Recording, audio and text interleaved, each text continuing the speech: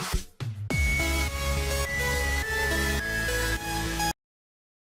Everyone, welcome to the fourth video. Last video में जो है हम लोगों ने थ्योरी डिस्कस की थी, क्योंकि आगे आने वाले जो क्वेश्चंस हैं, क्वेश्चन नंबर 36 से 60 तक, इसमें काफ़ी सारी चीज़ें थी वो हमें डिस्कस करते हुए साथ करना था। तो हर क्वेश्चन के साथ डिस्कशन करने में फिर काफ़ी टाइम लग जाना था, काफ़ी लेंथी वीडियोस बननी थी, तो इसलिए मैंने एक थ्योरी की वीडियो पहले बना दिया और उससे रिलेटेड क्वेश्चन अभी हम इस वीडियो में करेंगे। तो क्वेश्चन नंबर 35 तक हम लोगों ने किया हुआ था। अब ये नेक्स्ट क्वेश्चन है, क्वेश्चन नंबर 36। अब इनके जो सॉल्यूशन, जो राइट ऑप्शंस है, उनको हम डेप्थ में रीजनिंग या डिस्कशन नहीं करेंगे, क्योंकि पिछली जो वीडियो है उसमें क्वेश्चन नंबर 36 से लेकर क्वेश्चन नंबर 60 तक की जितनी थ्योरी थी वो मैंने डिस्कस की हुई है। तो जो लोग फर्स्ट टाइम चैनल पे आए हुए हैं और वीडियो देख रहे हैं, वो पिछली वीडियो को एक दफ़ा देख लें ताकि ये वीडियो समझने में आसानी आप हो जाए। तो इस फोर्थ वीडियो में हम क्वेश्चन नंबर 36 से स्टार्ट कर रहे हैं। क्वेश्चन में कह रहा है कि pick up the correct statement from the following. इनमें से हमने करेक्ट स्टेटमेंट चूज करना है। अब ये क्वेश्चन रिलेटेड है पर्ट, आपको जो है प्रोग्राम एवेल्युएशन रिव्यू टेक्निक और क्रिटिकल पाथ मेथड से रिलेटेड है। तो जैसे पिछली वीडियो में हम लोगों ने जिक्र किया था कि पर्ट जो होता है, पर्ट आपका इवेंट ओरिएंटेड होता है और क्रिटिकल पाथ मेथड जो आपका एक्टिविटी ओरिएंटेड होता है। ठीक होगा, तो इसमें से करेक्ट देख लें आप। Program evaluation and review technique is event oriented, this is right. Option B, program evaluation and review technique is not event oriented, wrong, क्योंकि ये इवेंट ओरिएंटेड होता है। Critical path method is event oriented, no, because critical path method जो है आपका activity oriented होता है, तो this is wrong. Option D भी ऑप्शन सी का बिल्कुल सेम लिखा हुआ है, तो ये भी रॉन्ग होगा। तो हमें राइट आंसर चूज करना था, तो option A is the right answer. Next question, question number 37। PERT analysis is based on. अब जैसे पिछली वीडियो आप लाजमी देखनी आपको पड़ेगी, क्योंकि उसके अंदर ये सारी चीज़ें मैंने डिस्कस की हुई हैं। मैं सिंपल जो डिफरेंस है वो बता देता हूँ। अब क्रिटिकल पाथ मेथड में हम टाइम, एक ही टाइम को लेते हैं, वन टाइम ओरिएंटेड होता है, और पर्ट जो होता है आपका थ्री टाइम ओरिएंटेड होता है। थ्री टाइम में आपका ऑप्टिमिस्टिक टाइम आता है, पेसिमिस्टिक टाइम आता है और मोस्ट लाइकली टाइम आता है। ठीक हो गया, और इनकी डेफिनेशन भी हम लोगों ने डिस्कस की हुई है कि ऑप्टिमिस्टिक टाइम कौन सा होता है, पेसिमिस्टिक टाइम कौन सा होता है और मोस्ट लाइकली टाइम कौन सा होता है। तो पर्ट एनालिसिस में तीनों टाइम को हम कंसिडर करते हैं, तो all of the above is the right answer. Next question, question number 38। ये क्रिटिकल पाथ मेथड से रेलिवेंट है। तो इसमें हमने देखनी है कि इन ऑप्शन में से कौन सा राइट है और कौन सा रॉन्ग है। फर्स्ट ऑप्शन कह रहा है is an improvement upon bar chart method. Obviously सबसे पहले जो आपके बार चार्ट या गैंट चार्ट जो थे वो थे, उनके बाद फिर, क्योंकि इनमें ये होता था कि इंटरडिपेंडेंसी आपकी शो नहीं हो रही थी एक्टिविटीज में, तो बार चार्ट्स को इम्प्रूव करके माइलस्टोन चार्ट्स बन गई। माइलस्टोन चार्ट्स को फिर फर्दर इम्प्रूव करके क्रिटिकल पाथ मेथड बना और पर्ट मेथड आपका बना। तो is an improvement upon bar chart method. This is right. Critical path method is an improvement over the bar chart method. Option B provides a realistic approach to the daily problems. This is also right. Critical path method जो आपका realistic approach बताता है daily problems को solve करने के लिए। Option C avoids delays which are very common in bar charts. अब bar charts के अंदर जाहिर सी बात हम सिर्फ किसी भी एक्टिविटी या किसी भी जॉब की सिर्फ प्रोग्रेस देख सकते हैं कि मतलब कितना प्रोग्रेस है, उसमें हम डिलेज वगैरह को कंट्रोल या अवॉइड नहीं कर सकते हैं।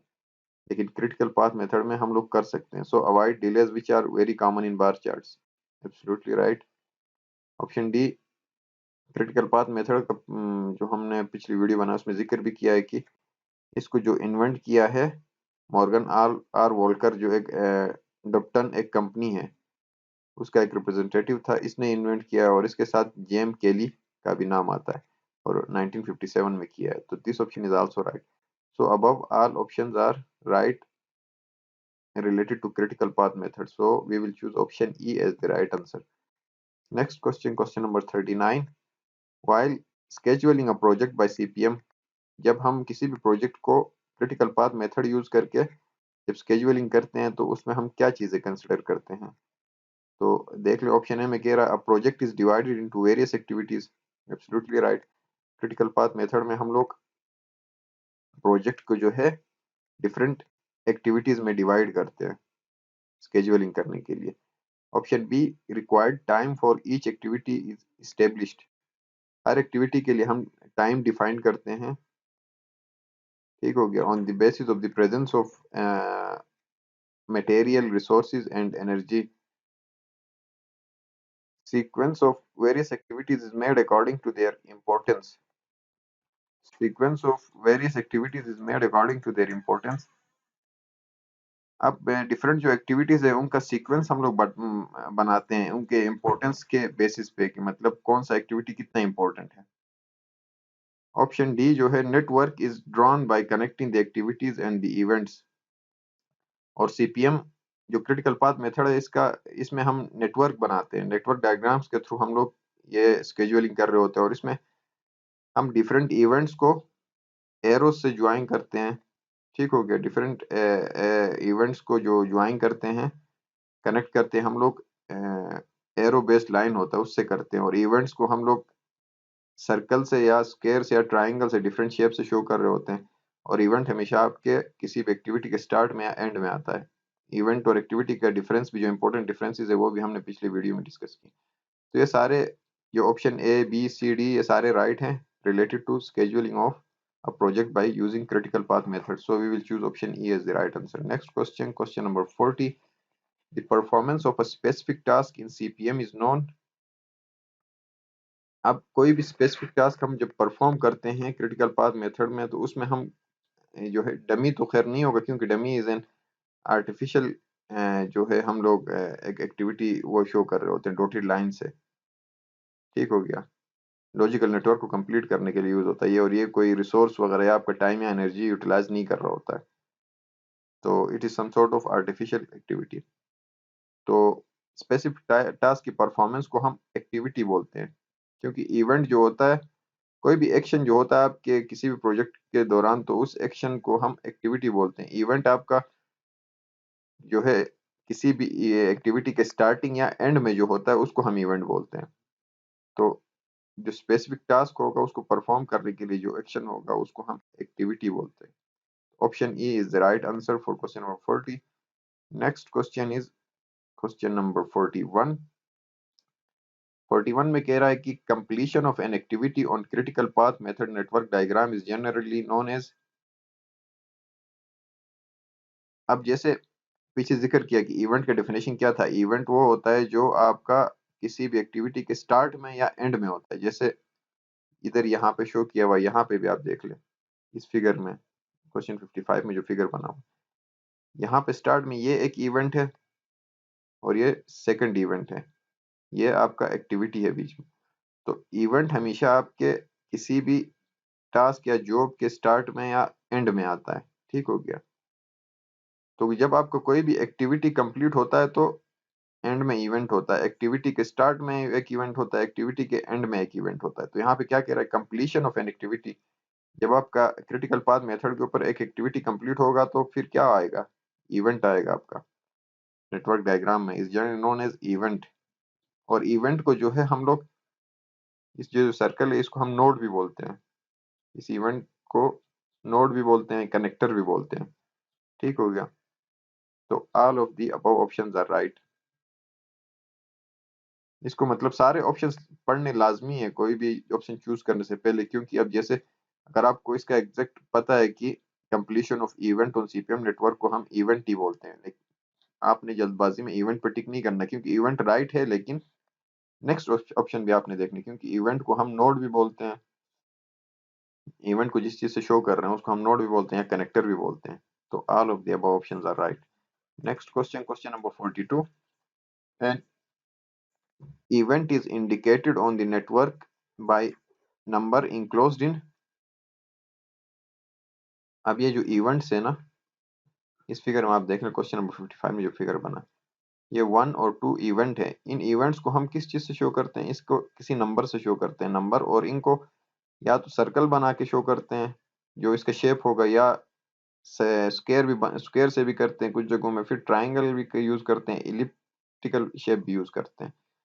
सो इवेंट को इंडिकेट करने के लिए हम नेटवर्क डायग्राम के अंदर सर्कल, स्क्वायर, ट्राइंगल, एलिप्स दोनों ये चारों यूज करते हैं। So all of the above are right. Next question, question number 43, pick up the incorrect statement. इसमें से जो चार पांच स्टेटमेंट हमें दिए हैं, इनमें से हमने इनकरेक्ट स्टेटमेंट चूज करना है। तो पहला है an activity of a project is denoted by an arrow on the network, right. क्योंकि एक्टिविटी जो होती है हम एरो नेटवर्क डायग्राम पे बना के एरो के साथ एक्टिविटी को शो कर रहे होते हैं। So option A is right. Option B, tail of an arrow indicates the start of activity, बिल्कुल सही है, क्योंकि ये जो आपका होगा इसमें यहाँ पे एरो इस साइड पे है, तो टेल इसका इस साइड पे होगा, तो टेल हमेशा आपका किसी भी एक्टिविटी का स्टार्ट को शो कर रहा होता है, और आपका एक्टिविटी एंड होता है हेड साइड पे एंड होता है और टेल साइड से स्टार्ट हो रहा होता है। तो ऑप्शन बी भी राइट है। Option C, the head of arrow indicates the end of the activity, जैसे ऊपर कहा कि टेल जो है आपका स्टार्ट शो कर रहा होता है और आपका जो हेड है एरो का वो आपका एक्टिविटी के एंड को शो कर रहा होता है, ये भी ठीक है।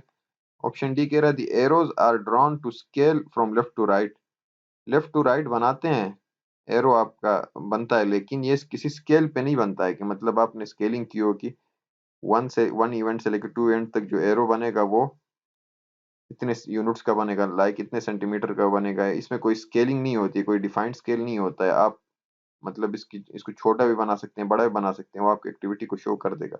वो मैटर करता है इसके ऊपर जो ड्यूरेशन लिखी होती है, टाइम लिखा होता है, वो मैटर करता है, बाकी ये स्केल पे नहीं बनता। तो ये ऑप्शन गलत है। एरो को हम स्केल पे ड्रॉ नहीं करते हैं, लेफ्ट टू राइट करते हैं लेकिन स्केल पे नहीं होता, तो ये ऑप्शन गलत हो गया। नेक्स्ट ऑप्शन ई है, each activity consumes a given time, absolutely right. जैसे ये एक्टिविटी है इसके अंदर 8 लिखा हुआ है, तो ये 8 डेज कंज्यूम कर रहा है। तो हर एक्टिविटी को अपना एक मखसूस टाइम गिवन होता है, वो वही टाइम कंज्यूम कर रहा होता है।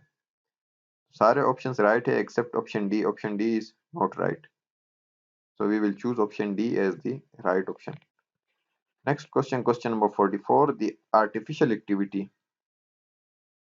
which indicates that an activity following it cannot be started unless the preceding activity is completed is known as। अब ये फ्री फ्लोट जो है आपका, एक तो आप इवेंट देख लें सबसे पहले, ऑप्शन है जो इवेंट गिवन है। इवेंट आपका यहाँ पे आर्टिफिशियल एक्टिविटी की जिक्र की हुई है ना, एक तो आर्टिफिशियल बोला ऊपर से एक्टिविटी बोला। अब ये ऑप्शन ए इवेंट लिखा, इवेंट तो एक्टिविटी है ही नहीं, तो इसको हम यहीं पे इसको क्लोज कर लेंगे। Free float, this is time, ये टाइम है, ये भी एक्टिविटी नहीं है। अब डमी है जो है आपका एक्टिविटी होता है जिसका हमने जिक्र किया था, जिसको हम डॉटेड लाइन से शो करते हैं नेटवर्क डायग्राम का के लॉजिक को कंप्लीट करने के लिए, और ये आपका कोई रिसोर्स या टाइम या एनर्जी भी कंज्यूम नहीं कर रहा होता है। इस तरह की एक्टिविटी को हम डमी एक्टिविटी कहते हैं, और ये आर्टिफिशियल एक्टिविटी होता है। तो इधर भी एक्टिविटी का पूछा है लेकिन आर्टिफिशियल एक्टिविटी का पूछा है, तो आर्टिफिशियल एक्टिविटी जो आपका होता है आपका डमी एक्टिविटी होता है। So we will choose option C as the right answer. Next question भी डमी एक्टिविटी से रिलेटेड है। Question number 45, a dummy activity is artificially introduced, right. जैसे ऊपर जिक्र किया कि आर्टिफिशियली इंट्रोड्यूस होता है, और इसको हम डॉटेड लाइन से रिप्रेजेंट करते हैं। ऑप्शन बी भी राइट है। डज नॉट कंज्यूम टाइम, ये भी ठीक है, क्योंकि डमी एक्टिविटी आपका कोई, ये आर्टिफिशियल एक्टिविटी है, तो आपका कोई टाइम भी कंज्यूम नहीं करता, रिसोर्स भी कंज्यूम नहीं करता, एनर्जी भी कंज्यूम नहीं करता। तो ऑप्शन सी भी राइट है। तो all of the above options are right, so we will choose option D as the right option for question number 45। Next question, question number 46, the estimated time required to perform an activity is known as. जो estimated time होता है किसी भी activity को perform करने के लिए, उसको हम क्या कहते हैं। अब इस टाइम का पूछ रहा है ना, तो टाइम में इधर दो ही ऑप्शन है जिनमें टाइमिंग, एक तो ड्यूरेशन है, एक फ्लोट होता है, फ्लोट के अंदर टाइम का होता है। डमी तो आपका एक्टिविटी है, इवेंट इज इवेंट, सो इसमें भी मतलब ऐसी चीज है जिसका एंड में रिजल्ट आपके सेकंड में आए, उससे रिलेवेंट हमने ऑप्शन देखना है ना, क्योंकि एस्टिमेटेड टाइम का पूछ रहा है। तो ड्यूरेशन आपका एक ऑप्शन है, फ्लोट आप एक ऑप्शन है, फ्लोट टाइम जो होता है। तो इन दोनों में सामने देखना है, बाकी डमी और इवेंट को हम यहीं पे कैंसिल आउट कर सकते हैं। तो इसमें जो है फ्लोट का डेफिनेशन हम लोगों ने पिछले वीडियो में जिक्र किया हुआ, वो आप देख लें तो आपको डिफरेंस का पता चल जाएगा कि हम फ्लोट यहाँ पे क्यों चूज नहीं कर सकते। और एस्टिमेटेड टाइम जो होता है आपको किसी भी एक्टिविटी को कंप्लीट करने या परफॉर्म करने के लिए, उसको हम ड्यूरेशन कहते हैं। उसके बाद नेक्स्ट क्वेश्चन नंबर 47 में कुछ फार्मूले पूछे नेटवर्क डायग्राम के ऊपर, जो हम फार्मूले कंप्लीट करते हैं तो उससे रेलिवेंट है। ये ई एफ जो है आपका early finish, E S early start, L F early late finish और एल एस लेट स्टार्ट को शो कर रहा है, डी आपका ड्यूरेशन को शो कर रहा होता है किसी भी एक्टिविटी को कंप्लीट होने में। तो ये कुछ फार्मूले हैं, बल्कि दो ही फार्मूले हैं जिनको आगे पीछे करके इन लोगों ने फर्दर मोर ऑप्शंस बनाई हैं। जैसे इसी फार्मूले को अगर आप रेक्टिफाई करें तो ड्यूरेशन अगर आप निकालना चाहें तो इसमें क्या होगा, ई एफ अर्ली फिनिश को आप अर्ली स्टार्ट से माइनस करेंगे, आपका ड्यूरेशन आएगा। यही इधर ऑप्शन डी में किया हुआ है। और जैसे इसमें क्या है, लेट स्टार्ट अगर आपने निकालना है तो लेट फिनिश माइनस ड्यूरेशन करेंगे तो आपका लेट स्टार्ट आएगा। तो ये सेम ही दो फार्मूले हैं जिनसे वो इंटरचेंज किया हुआ। अब मैं अर्ली फिनिश अर्ली स्टार्टिंग का थोड़ा सा बता दूं, क्योंकि इसमें ज्यादातर कंफ्यूजन हो रही होती है।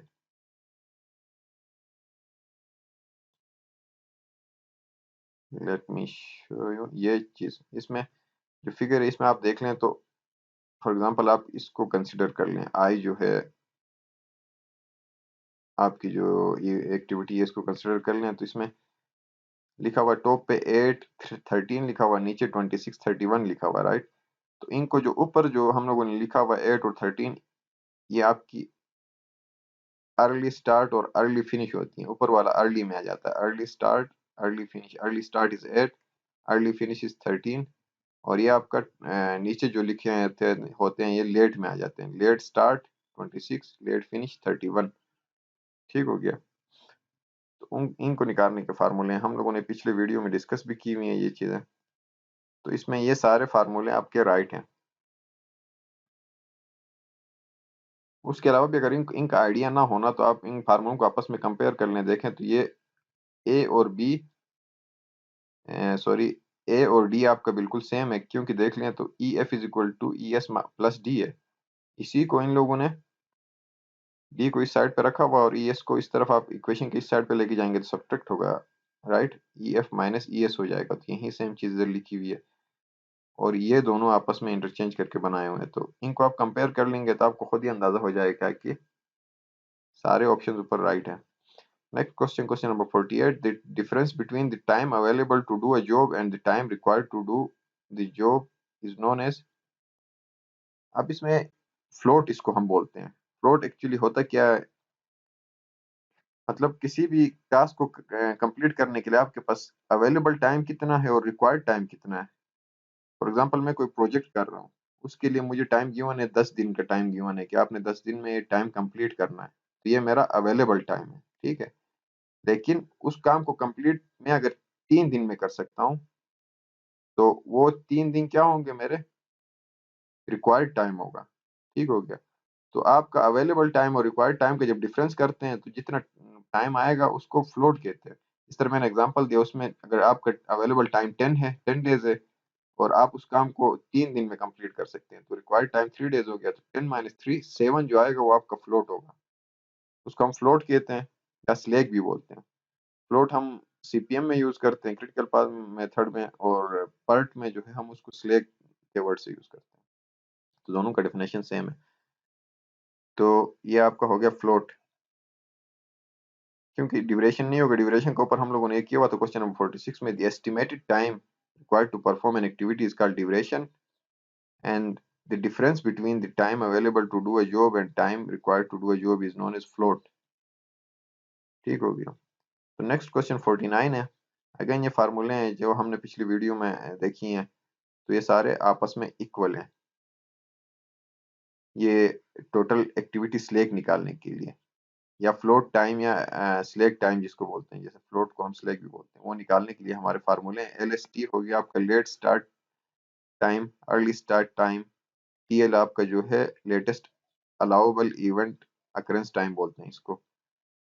ई एफ टी होता है आपका early finish time, L F T late finish time, E F T early finish time. So ये सारे ऑप्शंस आपके स्लेक टाइम का टोटल एक्टिविटी स्लेक निकालने के लिए या फ्लोट निकालने के लिए यूज होता है। क्वेश्चन 50 है, द क्रिटिकल एक्टिविटी हैज। अब जैसे कोई भी आप क्रिटिकल पाथ मेथड के ऊपर नेटवर्किंग करते हैं तो उसके ऊपर एक पाथ होता है जिसको हम क्रिटिकल पाथ बोलते हैं, और उसके अलावा जो रिमेनिंग पाथ्स होती हैं उनको हम नॉन क्रिटिकल पाथ बोलते हैं। जैसे एक ये नेटवर्क डायग्राम है, इसके ऊपर फॉर एग्जांपल अगर ये पाथ क्रिटिकल है तो इसको हम क्रिटिकल पाथ बोलेंगे, बाकी रिमेनिंग इस पाथ को हम नॉन क्रिटिकल पाथ बोलेंगे। अब क्रिटिकल पाथ के ऊपर जो एक्टिविटीज आती हैं इनको हम क्रिटिकल एक्टिविटीज कहते हैं, और जो नॉन क्रिटिकल पाथ पे होंगे उनको नॉन क्रिटिकल एक्टिविटीज बोलते हैं। और इसके अलावा क्रिटिकल पाथ के ऊपर जो एक्टिविटीज होंगे उनमें हमेशा आपका स्लैक या फ्लोट जीरो होता है, हमेशा स्लैक या फ्लोट जीरो होगा। अगर जीरो नहीं होगा तो उसमें क्या होगा आपका, मतलब ये जीरो इसलिए होता है क्योंकि आपका क्रिटिकल पाथ जो होता है वो लॉन्गेस्ट पाथ होता है, ठीक होगा, लॉन्गेस्ट पाथ और शॉर्टेस्ट टाइम कंज्यूम होता है। इस पे टाइम शॉर्टेस्ट कंज्यूम हो रहा होता है, पाथ लॉन्गेस्ट होता है, तो इसके ऊपर हम थोड़ी बहुत भी चेंजिंग करेंगे तो फिर आपका कंप्लीशन का जो एंड डेट है उस पर इफेक्ट पड़ेगा। नहीं, अगर आप उस पर इफेक्ट नहीं करवाना चाह रहे होंगे तो फिर आपको ये होगा क्रिटिकल पाथ को फॉलो करने के लिए आपको रिसोर्सेज बढ़ानी पड़ेंगी, तो वो फिर कॉस्टली पड़ जाता है। तो critical activity has maximum float, minimum float, zero float. Critical path या क्रिटिकल एक्टिविटी के हमेशा फ्लोट जीरो होती है। अगर ये फ्लोट जीरो नहीं होगा तो फिर वो क्रिटिकल पाथ ही नहीं होगा। क्रिटिकल पाथ के लिए हमेशा क्रिटिकल एक्टिविटी का फ्लोट जीरो होना लाजमी है। Next question, question number 51, the time by which activity completion time can be delayed without affecting the start of succeeding activity is known as, मतलब जैसे हम लोगों ने जिक्र किए थे फ्लोट का ही डिफिनेशन है, सही है। ऑप्शन बी में इधर जो लिखा हुआ फ्लेट लिखा हुआ है ये फ्लोट है, इसमें टाइपिंग मिस्टेक है। ड्यूरेशन तो होगा नहीं, ड्यूरेशन का डिफिनेशन हम लोगों ने ऊपर देखा था यहाँ पे, the estimated time required to perform an activities का ड्यूरेशन, तो ये ड्यूरेशन यहीं पे कैंसिल हो गया। अब ये फ्लोट के तीन टाइप्स हैं, total float, free float, interfacing float.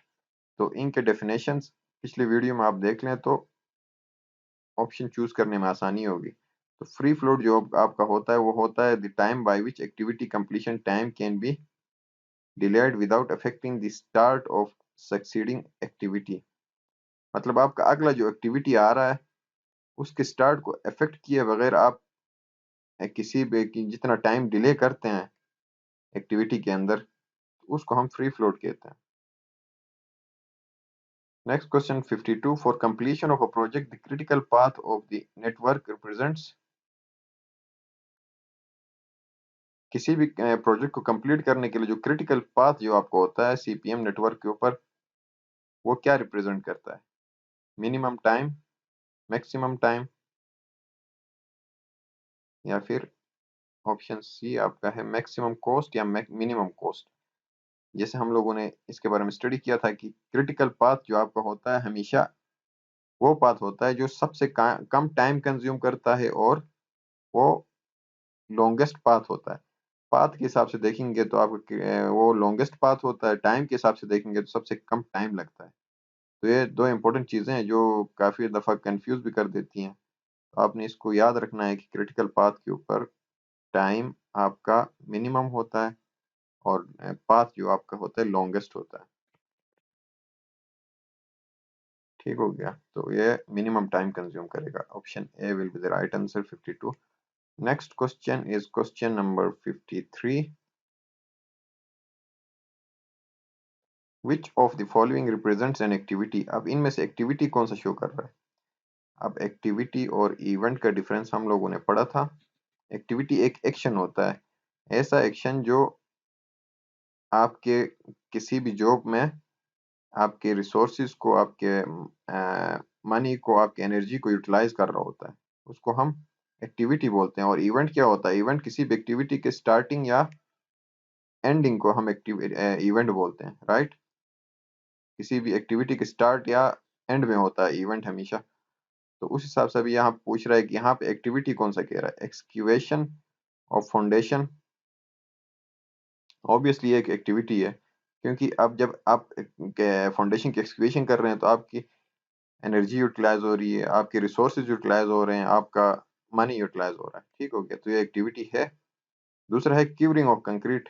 Again concrete की जब आप क्यूरिंग करेंगे तो उसमें भी आपके टाइम, मनी, एनर्जी ये सारी रिसोर्सेज यूटिलाइज हो रही होती हैं। Setting of a question paper, कोई क्वेश्चन पेपर आप बना रहे हैं। प्रिपरेशन ऑफ ब्रेकफास्ट, इसमें भी आपकी एनर्जी कंज्यूम हो रही है, आपके इंग्रेडिएंट्स रिसोर्सेज यूज हो रही हैं। तो ये सारे एक्टिविटीज हैं, तो all of the above are activities. Next में पूछ रहा है which of the following represents an event. अब इसमें इवेंट का पूछ रहा है। कंक्रीट कीवर्ड, अब देखें तो इसमें वो क्या कहते हैं, इंग्लिश ग्रामर वाला गेम किया हुआ है। Concrete keyword, this is the second form, that means that concrete is already keyword. Concrete आपकी की क्यूरिंग हो गई है, मींस एक्टिविटी फिनिश हो गई आपकी। एक्टिविटी फिनिश होती है तो उसको हम इवेंट कहते हैं, राइट। तो concrete keyword is an event. अगर सिर्फ कंक्रीट क्यूरिंग आपकी हो रही होती तो वो आपकी एक्टिविटी होती, लेकिन concrete is keyword, this is event. Fixing of door, door की फिक्सिंग करना एक एक्टिविटी है। प्लास्टरिंग ऑफ वॉल, ये एक एक्टिविटी है। सिलेक्शन ऑफ साइट, ये भी आपकी एक एक्टिविटी है, क्योंकि इसमें आपके रिसोर्सेज वगैरह यूज हो रहे हैं। तो आप देख लें तो कंक्रीट कीवर्ड में तो आपके कोई रिसोर्स वगैरह का यूज होने का वो शो भी नहीं हो रहा, और ये इससे ये शो हो रहा कि आपकी कंक्रीट क्यूरिंग हो चुकी है, आपकी एक्टिविटी एंड हो गई है। जहाँ पे एंडिंग या स्टार्टिंग को हम लोग इवेंट बोलते हैं। तो option A is an event, बाकी आपकी एक्टिविटीज है। Next question, question number 55। इसमें पूछ रहा है कि इन फिगर 19.1, यानी कि फिगर जो गिवन है, the network of a project represents, ये जो नेटवर्क बना है इस प्रोजेक्ट का, जैसे एक्सक्यूएशन ऑफ फुटिंग ये प्रोजेक्ट है, ये क्या रिप्रेजेंट कर रहा है। Activity of an excavation of footing, ये है तो राइट आपका कि ये आपकी एक्टिविटी एक्सक्यूएशन ऑफ फुटिंग का एक एक्टिविटी शो कर रहा है। Activity of an excavation which starts at event number 1 and ends at event 2, ये भी आपका ठीक है, दोनों ठीक है। ऑप्शन सी, क्योंकि ये इवेंट 1 पे शुरू हो रहा है, इवेंट 2 पे एंड हो रहा है, ये एक एक्टिविटी एक्सक्यूएशन ऑफ फुटिंग का शो कर रहा है। Option C, activity of excavation which takes 8 units of time, और ये जो है आपका एक ऐसा एक्सक्यूएशन ऑफ फुटिंग का इवेंट है जिसमें आपके जो टाइम है 8 यूनिट्स लग रहे हैं। आइदर यूनिट आपका डे हो सकता है, आपके आवर्स हो सकते हैं। तो ये भी ऑप्शन ठीक है तो तीनों ऑप्शन एग्जैक्टली राइट। अब इस ऑप्शन डी यहाँ पे ऑल ऑफ द अबव होना चाहिए, लेकिन यहाँ पे इन लोगों ने नन ऑफ दिस दिया हुआ है, और बुक के अंदर की में जो है ऑप्शन सी को राइट ऑप्शन सेलेक्ट किया हुआ है। हालांकि ये तीनों ऑप्शंस आपके राइट हैं। ऑप्शन ए को चलो हम इसलिए एलिमिनेट कर सकते हैं, इसमें प्रॉपर डिटेल नहीं गिवन है, सिर्फ बोला है कि ये एक्सक्यूएशन ऑफ फुटिंग का एक्टिविटी है, लेकिन ऐसा एक्टिविटी है एक्सक्यूएशन ऑफ फुटिंग का जो इवेंट 1 पे शुरू हो रहा है और इवेंट 2 पे एंड हो रहा है, और इसके लिए ड्यूरेशन 8 डेज का लग रहा है। 8 डेज या और जो भी यूनिट गिवन होगा। तो इसमें ऑप्शन बी और सी तो एब्सोल्युटली राइट है, ऑप्शन ए भी राइट है, तो ये तीनों ऑप्शन राइट है। मेरे हिसाब से यहाँ पे ऑल ऑफ द अबव होना चाहिए, लेकिन बुक के की में ऑप्शन सी दिया हुआ है। नेक्स्ट क्वेश्चन आपका है question number 56। Pick up the correct network for activity of pouring concrete, erection of formwork, removal of formwork and curing of concrete from the following। अब जो है एक्टिविटी की जो है हम लोगों ने सेलेक्ट करना है करेक्ट नेटवर्क फॉर एक्टिविटीज। पहले मैं आपको बोल रहा है पोरिंग ऑफ कंक्रीट, मतलब सीक्वेंस बताना है, सही सीक्वेंस क्या होगा। Pouring of concrete, erection of formwork, removal of formwork, curing of concrete. अब कोई भी कंक्रीट आप कर रहे हैं तो जाहिर सी बात है, सबसे पहले पोरिंग तो आप कंक्रीट की नहीं करेंगे, पोरिंग से पहले आपको फॉर्मवर्क की इरेक्शन करनी है, फिर जो आप पोरिंग कर सकते हैं ना। तो ऑप्शन ए रॉन्ग हो गया, सबसे पहले आपकी इरेक्शन लाजमी होगी। आप ऑप्शन सी में भी देख ले तो रिमूवल ऑफ फॉर्मवर्क कह रहा है, ये तो एक मतलब बिल्कुल ही नॉनसेंस वाली बात है कि मतलब आप पोरिंग करने से, फॉर्म वर्क लगाने से पहले फॉर्म वर्क को कैसे रिमूव करेंगे। ऑप्शन डी है पोरिंग ऑफ कंक्रीट, अगेन आप फॉर्म वर्क की इरेक्शन से पहले पोरिंग ऑफ कंक्रीट नहीं कर सकते। ऑप्शन ए सी डी गलत है, तो ऑप्शन बी में है इरेक्शन ऑफ फॉर्म वर्क। सबसे पहले आप फॉर्म वर्क को इरेक्ट करेंगे, उसके बाद फॉर्म वर्क की इरेक्शन के बाद आप कंक्रीट की पोरिंग करेंगे, थर्ड में आप curing of concrete and removal of form work. तो option B is the right sequence, option B is the right answer. Next question, question number 57. Network of activities are shown in figure 19.2 and 19.3. The network shown in figure 19.2 is economical, B figure 19.3 is economical, C figure 19.3 is economical because it saves 9 units of time, and option D figure 19.2 is economical because it depicts continuity of activities. अब जाहिर सी बात economical वही होगा जो आपके ज्यादा time को save करेगा। अब ये 19.2 है, ये 19.3 है। इसके अंदर जो है आप 19.3 में देखें तो अब ये जो एक्टिविटीज जो सीक्वेंस में हो रही हैं, और इसमें डिफरेंस क्या है, ये आपका यहाँ से एक्टिविटी 1 और ये क्या कहते हैं एक्टिविटी सी और ए एक ही टाइम पे स्टार्ट हो रही हैं। ठीक हो गया। अब एक्टिविटी सी के कंप्लीशन के लिए यहाँ यहीं से एक्टिविटी 1 इवेंट 1 पे स्टार्ट हो रहा है। यहाँ पे जो आपका सी है वो उसके लिए है कि जब तक आपका 3 कंप्लीट नहीं होगा, इवेंट बी कंप्लीट जब तक नहीं होगा, आप सी स्टार्ट नहीं कर सकते ऊपर वाले में। लेकिन इसमें यह है कि आपको वेट नहीं करना एक्टिविटी बी कंप्लीट होने का। एक्टिविटी सी जो है आप एक्टिविटी ए के साथ ही स्टार्ट कर सकते हैं। इसी तरह डी के साथ भी यही है। ऊपर वाले में आप देखें तो एक्टिविटी डी आप कंप्लीट नहीं कर सकते जब तक आपका ए कंप्लीट ना हो। तो इसमें जो है आपकी 6 और 3 9 डेज की आपकी 9 यूनिट्स की सेविंग हो रही है इस नेटवर्क को अगर आप फॉलो करते हैं, क्योंकि इवेंट जो 4 है यहाँ तक पहुंचने में ये आपकी सारी कंप्लीट हो रही होती है, सेम ड्यूरेशन में हो रही है। दोनों आपकी टाइम 6 + 3 सेव हो रहा होता है। सबसे इकोनॉमिकल आपका इन दोनों फिगर्स को जब कंपेयर करेंगे तो 19.3 में जो नेटवर्क शो किया ये आपका इकोनॉमिकल है। यहाँ बी में लिखा है इकोनॉमिकल, लेकिन इकोनॉमिकल क्यों है ये ऑप्शन सी में फर्दर एक्सप्लेन करके लिखा है। तो ऑप्शन बी भी ठीक है, लेकिन जब इन दोनों को कंपेयर करते हैं तो ऑप्शन सी कंपेरेटिवली ज्यादा एक्सप्लेनेशन दे रहा है। तो option C will be the right answer. Next question 58 in network shown in the figure, इस फिगर में जो नेटवर्क शो किया हुआ है इससे रिलेटेड क्वेश्चन है। नीचे ऑप्शन है, अब इसको एक दफा यहाँ पे देख लें तो ये 0 1 2 3 4 ये आपकी इवेंट्स शो कर रहे हैं, और ए बी सी डी ई ये आपके एक्टिविटीज शो कर रहे हैं। तो यहाँ पे बोल रहा है activity A and B can be started independently. Activity A और बी ऑब्वियसली इंडिपेंडेंटली हम स्टार्ट कर सकते हैं। ठीक हो गया। इंटरडिपेंडेंसी नहीं है, इंडिपेंडेंट है। मतलब इसका मतलब ये है कि जैसे अगर आप डी देखें ना तो डी आपकी एक्टिविटी बी पे डिपेंडेंट है, क्योंकि जब तक आपका एक्टिविटी बी कंप्लीट नहीं होगा आप डी स्टार्ट नहीं कर सकते। तो ये डिपेंडेंट है। लेकिन इधर देखें तो ए और बी इंडिपेंडेंट है, किसी भी एक्टिविटी पे इनका डिपेंडेंसी नहीं है, इंडिपेंडेंट है। तो ऑप्शन ए राइट है। Option B activity C can be started only on completion of activity A. कह रहा है कि एक्टिविटी सी हम तभी स्टार्ट कर सकते हैं जब एक्टिविटी ए कंप्लीट होगा। तो ये एक्टिविटी ए एब्सोल्युटली राइट। जब तक एक्टिविटी ए कंप्लीट नहीं होगा आप सी स्टार्ट नहीं कर सकते। इसी तरह जब तक एक्टिविटी बी कंप्लीट नहीं होगा आप डी स्टार्ट नहीं कर सकते। इसी तरह एक्टिविटी ई को आप देख लें तो जब तक आपके पिछले ये सारे एक्टिविटीज कंप्लीट नहीं होंगी आप ई स्टार्ट नहीं कर सकते। तो ऑप्शन बी भी राइट है। ऑप्शन सी में activity D can be started only on completion of activity D B. D हम तभी स्टार्ट कर सकते हैं जब बी कंप्लीट होगा। ये देखें डी हम तभी स्टार्ट कर सकते हैं जब बी कंप्लीट होगा। ये भी राइट है। Option D activity E can be started on completion of activity C and D. Activity E जो है हम तभी स्टार्ट कर सकते हैं जब सी और डी दोनों कंप्लीट होंगे। तो सारे ऑप्शंस राइट हैं, all of the above. Question number 59 in a certain project an activity C can only be started when activity A and B have been completed. अब ये एक प्रोजेक्ट शो किया हुआ है। कह रहा है कि इनमें से वो कौन सा प्रोजेक्ट है, ये जो नेटवर्क शो किए हैं 4, इनमें से कौन सा ऐसा प्रोजेक्ट है जिसमें यह शो हो रहा है कि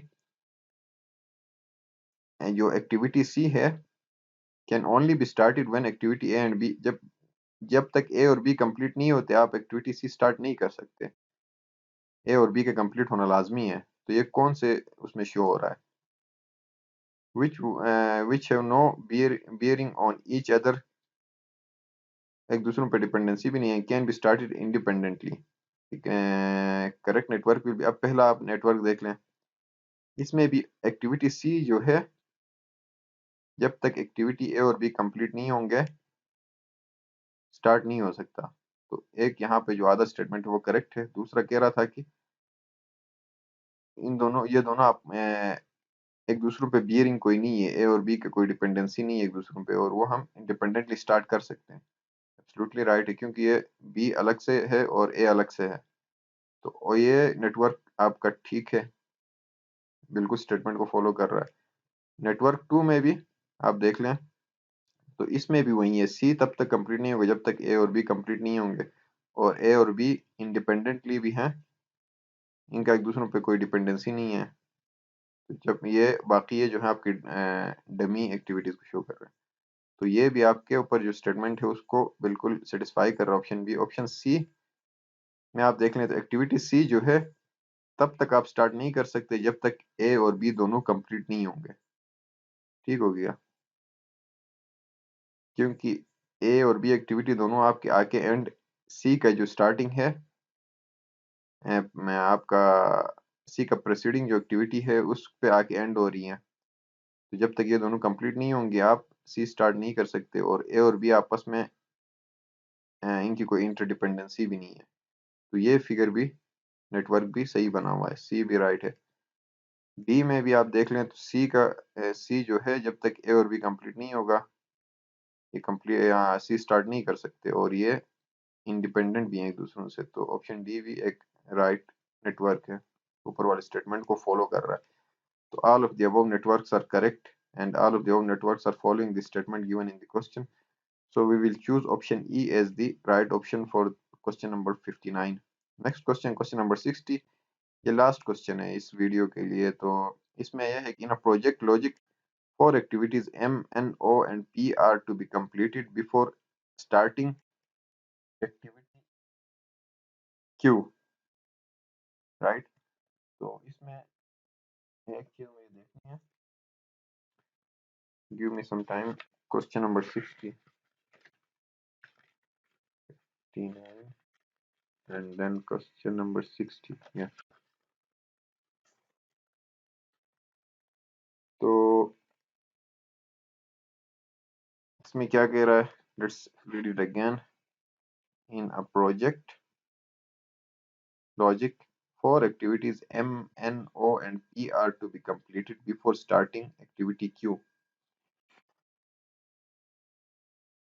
मतलब इसमें यह है कि कोई एक्टिविटी Q है, ये आपका आखिरी एक्टिविटी होगा, इसको स्टार्ट करने से पहले हमें पिछले 4 एक्टिविटीज कंप्लीट करनी है, कह रहा है M, N, O, P complete करनी है before starting Q, activity Q। If the finish time of M, N, O, P are 12 hours, 14 hours, 15 hours and 17 hours respectively।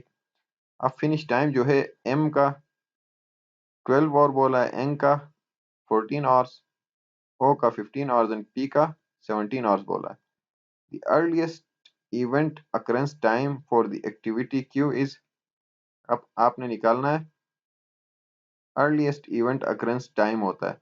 अब इसमें यह होता है कि नेटवर्क डायग्राम में जैसे फॉर एग्जांपल ये जो है अगर आपका क्यू है, क्यू से पहले आपका पी आ रहा है ना एक्टिविटी, यहाँ पे पी आएगा, तो पी का जो कंप्लीशन टाइम होता है, एंड टाइम होता है, वो आपका नेक्स्ट जो इवेंट एक्टिविटी है क्यू है उसका स्टार्टिंग टाइम होगा, तो अर्लीस्ट टाइम होगा। तो इधर आप क्यू का अर्लीस्ट पूछ रहा है और हमें पी का जो है फिनिश टाइम गिवन है, तो एक्टिविटी क्यू का अर्लीस्ट टाइम होगा जो पी का फिनिश टाइम होगा। सो इसमें 17 आवर्स है, तो आपका नेक्स्ट वाले का भी अर्लीस्ट इवेंट अकरेंस टाइम होगा 17 होगा, right. Option D is the right option. So यहाँ पे वीडियो को वाइंड अप करते हैं, तो नेक्स्ट वीडियो में मिलते हैं, तब तक के लिए गुड बाय।